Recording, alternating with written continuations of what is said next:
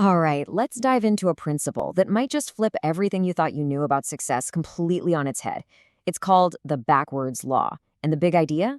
Well, it's that sometimes the absolute best way to get what you want is to stop trying so damn hard to get it. This ancient idea, it's really the heart of everything we're talking about today. I mean, just picture it. You try to clutch water in your fist. It's impossible, right? The harder you squeeze, the faster it escapes. But if you just relax and open your hand, the water rests there, no problem. This super simple image holds a massive truth about how we chase our goals. So here's where it gets interesting. On one side, you have everything we've been taught. Chase your dreams, strive for greatness, force it to happen, control every little detail. But the backwards law, it points to a totally different path. Allow, surrender, flow, and trust. I know, it sounds completely backwards, but let's unpack why it might just be the secret. To really get why allowing is so powerful, we have to look at its opposite first, this relentless grinding effort. And this leads to something I call the effort trap, a cycle that so many of us are stuck in, and we don't even know it. Okay, so let's take the story of a painter. We'll call him Henry. For 15 long years, all he wanted was recognition. He was desperate to get his work into galleries. But it felt like the more he pushed, the more fame just ran away from him. Totally burnt out, he finally just gave up. He surrendered. And he started painting again, but this time just for the love of it. And you know what happened? A little while later, a collector stumbled upon his work in a tiny cafe. And all that recognition he'd been craving for so long, it finally started to find him. And this pattern isn't just for artists. Oh no. Think about a businessman, James, who was all about that hustle culture. We're talking 16-hour days, pushing himself to the absolute limit. And yet, real wealth just seemed to dodge him. It was only after he literally collapsed from exhaustion and had to let go of that death grip on success that a chance meeting led to the one partnership that made him wealthy. This pattern even shows up in our personal lives. Imagine a woman, Margaret, who spent 2 decades searching desperately for love. Every single date was loaded with this intense expectation, and without realizing it, she was pushing potential partners away. Love didn't find her until she finally stopped looking, and instead found a deep sense of peace just being by herself. You see, the stories of Henry, James, and Margaret, they all perfectly illustrate this effort trap. They were all striving, pushing, forcing.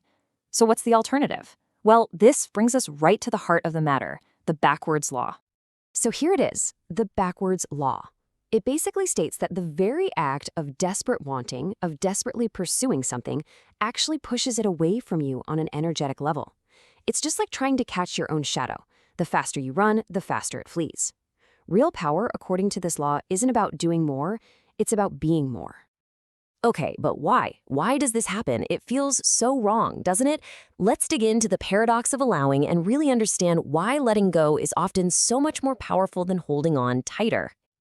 Okay, here's how it really works. And that first point on the screen, that's the whole game. When you are in a state of intense wanting, you are sending out a powerful signal of lacking. You're focused on the absence of the thing. This desperation creates a kind of resistance, a cosmic pushback. You end up trying to force life into one specific shape, and you completely distort its beautiful, natural flow. You know, if you want a perfect example of this, just look outside. Look to nature. A flower doesn't struggle and strain to become a flower. A river doesn't fight and force its way to the ocean. They just allow. They follow the path of least resistance, and they let their true nature unfold. And in doing so, they achieve their purpose perfectly. Now, this all sounds really nice in theory, but how in the world do we actually apply it in our busy, goal-driven lives? Look, it's not about giving up on your dreams. Not at all. It's about changing how you hold them. So let's look at a really practical way you can start. This is a simple, but I promise you, a really powerful practice. First, just find a quiet spot, close your eyes, and bring to mind that one goal you've been chasing so hard.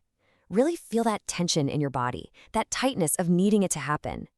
Then, in your mind's eye, and even with your actual hands, imagine opening them up and just releasing that desire out into the universe.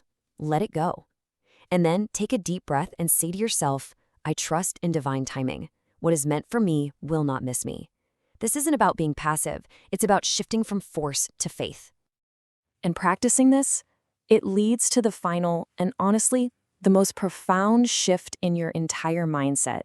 It's about changing your fundamental identity from being the doer who has to make everything happen to becoming a vessel who allows things to happen through you. I mean, just look at this contrast. It says it all. The old way is all about I must do, I must seek, I must want. It's all effort. The new way, the path of the backwards law, is about I must simply be. I must know it's mine, and I must feel it as if I have it now. See the difference? It's a huge shift from being an active pursuer to becoming a magnetic receiver. And this brings us to a really powerful way to reframe a word that we often get wrong: surrender. It gets such a bad rap, doesn't it? We think it means defeat, giving up. But in this context, it is the ultimate form of strength. It's about trusting in a power and an intelligence that is so much greater than your own forceful will. And that trust, that is the gateway to true mastery. So as we wrap up, I just want to leave you with this one question. Think about that thing you are gripping onto so tightly right now. That job, that relationship, that specific outcome. What are you holding onto so desperately that you're actually preventing it from finding its way to you? What could you finally receive if you just dared to open your hand and let go?